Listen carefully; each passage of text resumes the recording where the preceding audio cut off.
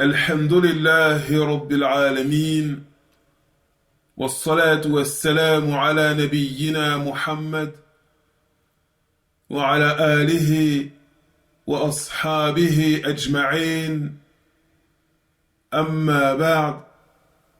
Mes très chers frères, mes très chères sœurs, Hafizakumullah, qu'Allah vous préserve ainsi que vos proches,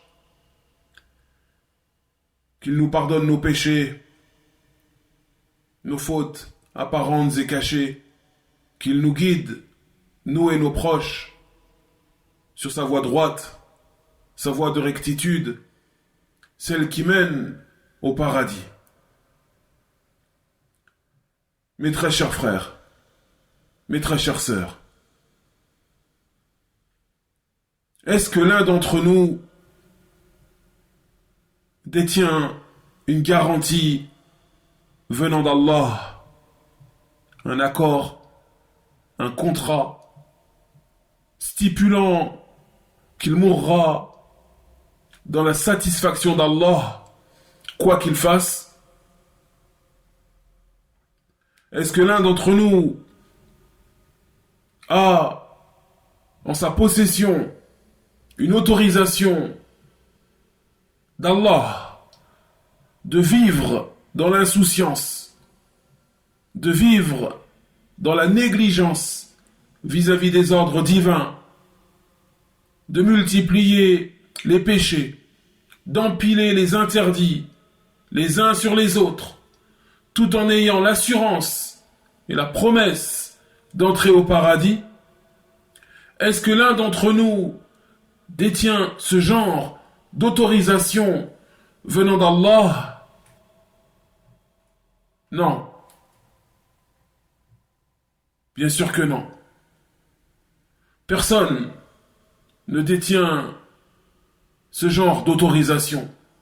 Personne n'a ceci en sa possession, ni même les prophètes et les messagers. Alors comment se fait-il qu'on ne craigne pas Allah comme il se doit? Comment se fait-il qu'on se sente à l'abri de mal finir, de perdre notre foi, et donc de rencontrer Allah en colère contre nous? Comment se fait-il que nous soyons dans cette négligence, dans cette insouciance blâmable? Comme le dit le noble cheikh Muhammad ibn Saïd Raslan, Hafizahullah tabaraka wa ta'ala, Inni wallah la a'jabu al-'ajab kullah min nafsi wa minkum. Limadha la nakhaf. Il nous dit, par Allah, vraiment je m'étonne de mon état et du vôtre. Comment se fait-il que nous n'ayons pas peur? Comment se fait-il que nous soyons dans une telle insouciance,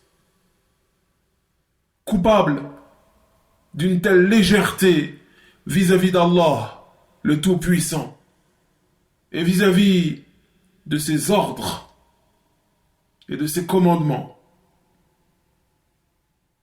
Allah subhanahu wa ta'ala nous dit, mes très chers frères, mes très chères sœurs, dans le noble Coran, dans la sourate Nuh, verset 13, il nous dit, Ma lakum la tarjuna lillahi waqara. Qu'avez-vous à ne pas vénérer Allah comme il se doit?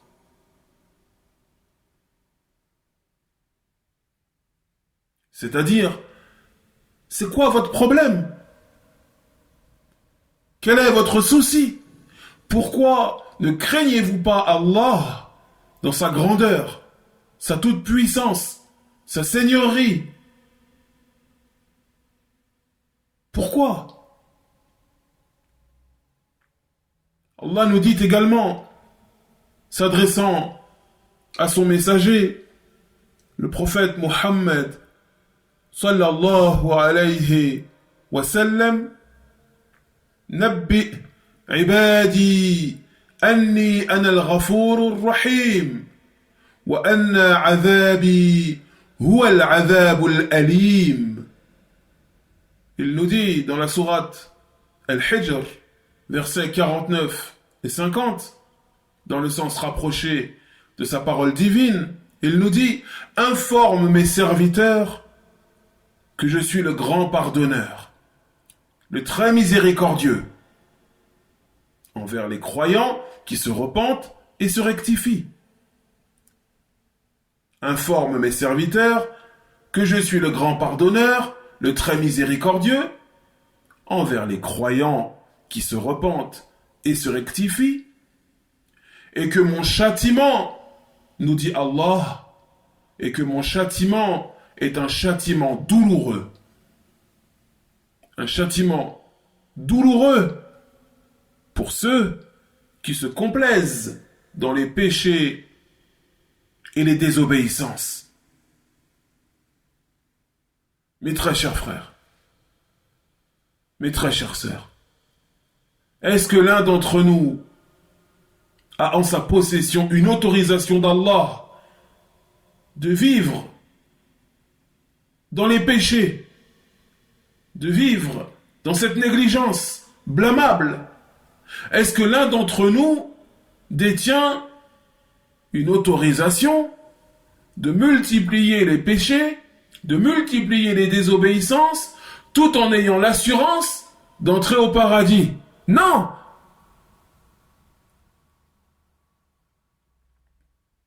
Le prophète Mohammed sallallahu alayhi wa sallam lui-même répétait très souvent cette grande invocation, cette invocation grandiose. Il disait Ya muqallib al-qulub thabbit qalbi ala dinik. Ô Allah, toi qui retournes les cœurs, raffermis mon cœur sur ta religion. Une invocation que répétait souvent le messager d'Allah, sallallahu alayhi wa sallam. Alors que dire de nous? Que dire de nous? N'avons-nous pas cette croyance solide, cette certitude ferme et ancrée dans nos cœurs qu'Allah guide qui il veut et qu'il égare qui il veut?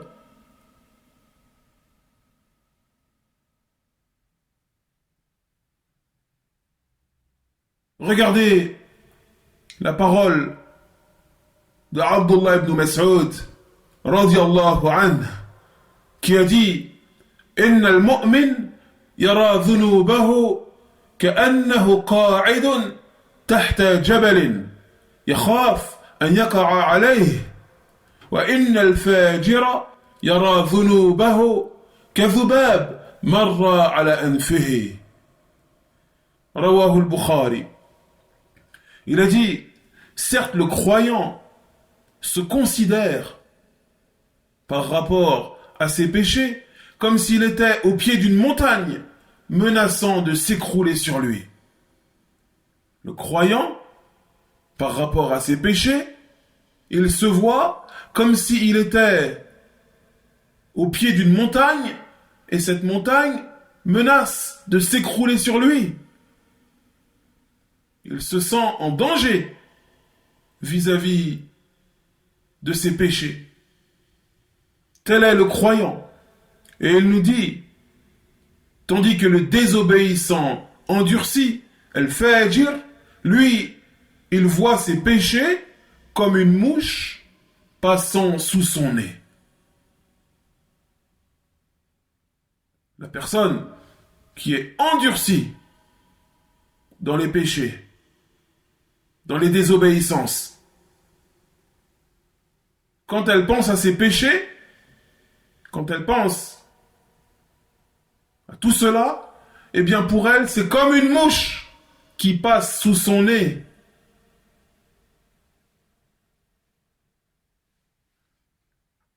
à la lumière de cette parole, que chacun d'entre nous regarde où il en est. Est-ce que tu vois tes péchés, mon frère, comme une montagne prête à s'écrouler sur toi, ou comme une mouche qui passe sous ton nez? Où est-ce que tu en es vis-à-vis de ton examen de conscience? Fais le bilan. Mes très chers frères, mes très chères sœurs, les croyants des premières générations, les pieux prédécesseurs, craignaient de perdre leur foi et de mourir dans la mécréance. Ils craignaient de faire preuve de faiblesse au moment de rendre l'âme. Ils craignaient que le diable ne les détourne du droit chemin dans leurs derniers instants. Ainsi étaient les pieux prédécesseurs. Le grand savant, l'imam Sufyan al-Thawri, rahimahullah, il pleurait à chaudes larmes et il disait: Akhaf an uslab al-iman inda al-maut. J'ai peur que la foi me soit retirée au moment de mourir. L'imam Sufyan al-Thawri, alors qu'il était doté d'une vaste science, d'une piété, d'une crainte d'Allah intense, c'était l'érudit, le pieux, le savant de référence à son époque. De même, le pieux prédécesseur, Malik ibn Dinar, rahimahullah, il restait éveillé pour prier la nuit. Qabidan ala lihyatihi, il agrippait sa barbe et il disait: Ya Rabb, qad alimta sakin al-jannah min sakin al-nar, fa fi ayyi ad-darain manzilu Malik. Il disait: Ô Seigneur, Ya Allah, certes, tu connais les habitants du paradis et les habitants de l'enfer. Quant à moi, je ne sais pas quel sera mon devenir. Ainsi étaient les premiers croyants, les tout premiers croyants. Et les récits allant dans ce sens sont légion. Ils sont très nombreux. Et il y a pour nous, dans cela, eh bien, une source d'inspiration.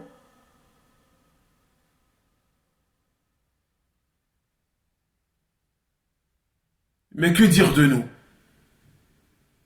Nous qui vivons dans cette époque troublée et troublante, cette époque perturbée et perturbante, cette époque qui implique de nous que nous nous tournions vers Allah et que nous retournions à lui en toute sincérité, en toute humilité, en reconnaissant nos faiblesses, nos lacunes, nos manquements,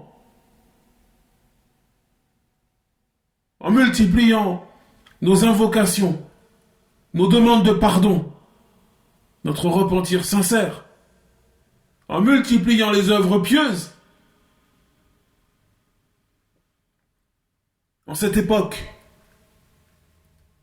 de fitan, cette époque de trouble, de division,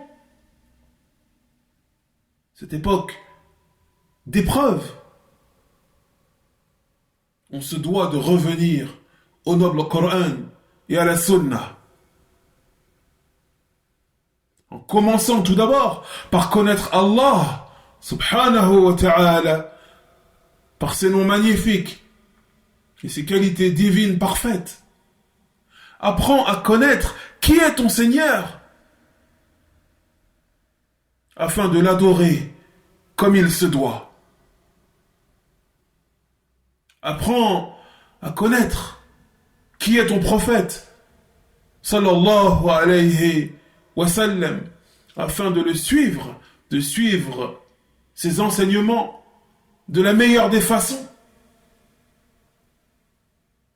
Apprends à connaître quelle est ta religion, l'islam, afin de la pratiquer comme Allah veut que tu la pratiques. On se doit d'intensifier notre lecture du Coran en méditant sur le sens des versets afin de les mettre en pratique de la meilleure des façons, afin de nous éduquer, de nous réformer, de nous corriger à travers les perles de science, les perles de guidance que l'on retrouve dans le noble livre d'Allah, subhanahu wa ta'ala, afin d'améliorer nos adorations, de corriger nos comportements à la lumière du Coran et de la Sunna.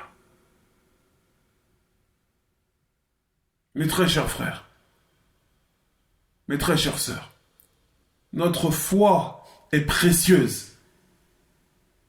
On se doit de la préserver afin d'être protégé de mal finir, afin qu'Allah nous guide et raffermisse nos pas. On doit se réveiller, faire notre examen de conscience et agir en conséquence. Car comme disait le noble cheikh, le grand savant Abdul Aziz ibn Baz, quiconque fait son examen de conscience, quiconque regarde attentivement où il en est vis-à-vis d'Allah, vis-à-vis de ses proches, vis-à-vis de ses parents, vis-à-vis de ses enfants, vis-à-vis de ses voisins, vis-à-vis de tout un chacun, quiconque regarde où il en est dans sa vie, dans ses adorations, dans son comportement, quiconque fait le bilan et regarde attentivement, il va trouver des lacunes. Il va trouver des choses à rectifier.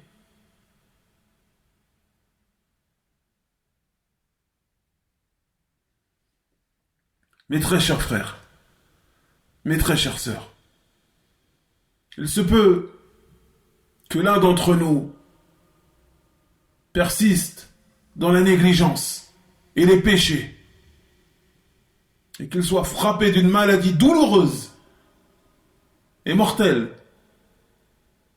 Et comme cette personne aura persisté dans les péchés, dans les désobéissances, elle ne se sera pas éduquée dans la crainte d'Allah. Elle ne se sera pas éduquée dans l'acceptation du destin et des décrets divins. Et il se peut que cette personne qui aura failli à ses devoirs concernant sa propre âme, eh bien, il se peut qu'elle manque de patience et qu'elle se retrouve au moment de mourir à dire des choses horribles au sujet d'Allah, au sujet de l'islam ou au sujet du prophète Mohammed sallallahu alayhi wa sallam, et qu'elle rencontre Allah dans cet état. Wal'iyadhu billah. Pourquoi ? Parce que cette personne n'aura pas éduqué son âme à patienter dans l'obéissance à Allah, à patienter face aux épreuves. Cette personne n'aura pas éduqué son âme à craindre Allah comme il se doit. Préserver ta foi en t'écartant des péchés et en accourant vers les bonnes œuvres, eh bien, c'est une cause d'être préservé d'une mauvaise fin. Comme a dit le grand savant l'imam Abdul Aziz ibn Baz, rahimahullah, il a dit: min asbab husn al-khatima من أسباب حسن الخاتمة الاستقامة على طاعة الله ظاهرا وباطنا. Il a dit, la crainte d'Allah et le fait de se maintenir dans le droit chemin, le fait de s'efforcer de rester dans l'obéissance à Allah est l'une des choses qui permet d'avoir une bonne fin. L'une des causes permettant, quand notre heure est venue, de rencontrer Allah de la meilleure des façons. فنسأل الله العفو والعافية في الدنيا والآخرة ونسأله العلم النافع والعمل الصالح.